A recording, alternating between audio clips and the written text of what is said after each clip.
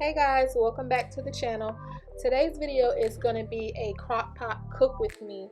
I'm going to go ahead and make roast beef, probably some jasmine rice, and jiffy cornbread. So stay tuned and let's see how I knock it out. I think the first thing I want to do is just start by rinsing out my crock pot because it's been put away. So I just want to, have it nice.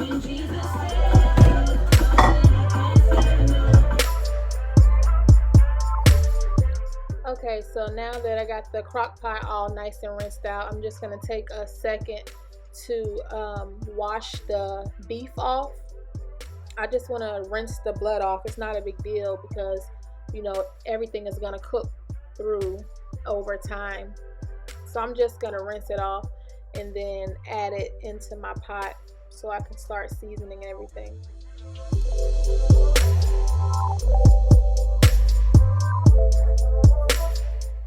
So I'm just going into my cabinet to grab 2 packets of gravy mix.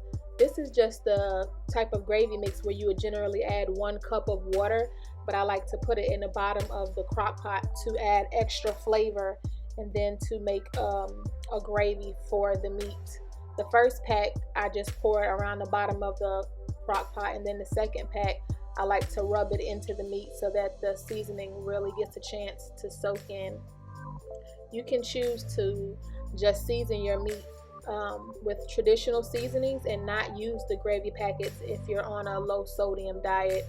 So now that I have the gravy packet sitting in there, I'm just going to chop up my onion. This is 1 whole onion. I believe the size is a large.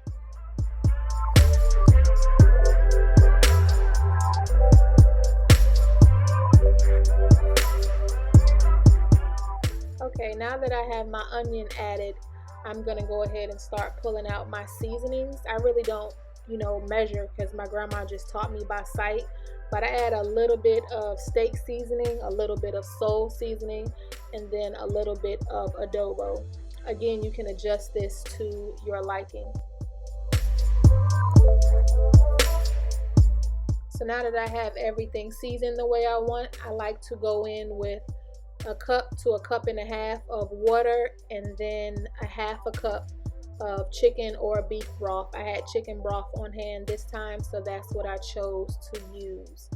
Once you have everything in the pot, you just pop your lid on, and depending on how much time you have, you put you adjust your heat settings.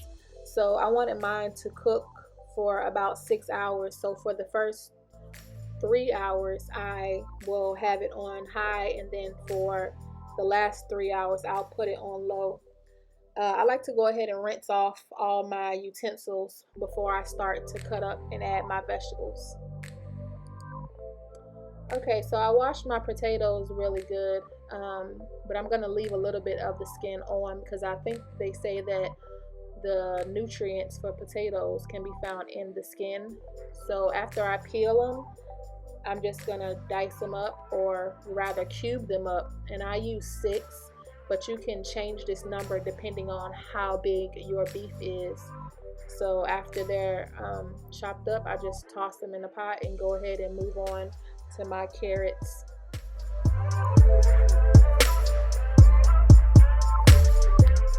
Okay, so I washed, peeled, and chopped 3 carrots. They were rather large, so that made more than enough. After I added them, I just wanted to add a little bit of Himalayan sea salt and black pepper right on top of the carrots and potatoes. I gave it a little stir and let it cook down on high for another 3 hours. Okay, so I added 1 large egg and then about a half a cup of milk to start with. You add more if necessary because you don't want your batter to be super thick. I added maybe 2 tablespoons of melted butter. That's just my personal preference. And then you just mix until it's like a cake batter consistency. I also take the time to butter whatever baking dish I'm using so it won't burn or stick. And then I pop it in the oven for about 15 to 20 minutes. after about 20 minutes, your rice should be done if you let it sit on low. So if you can see, the rice has a consistency that's really loose. It should never be clumpy or stuck together. If it is, then you just adjust the water to rice ratio.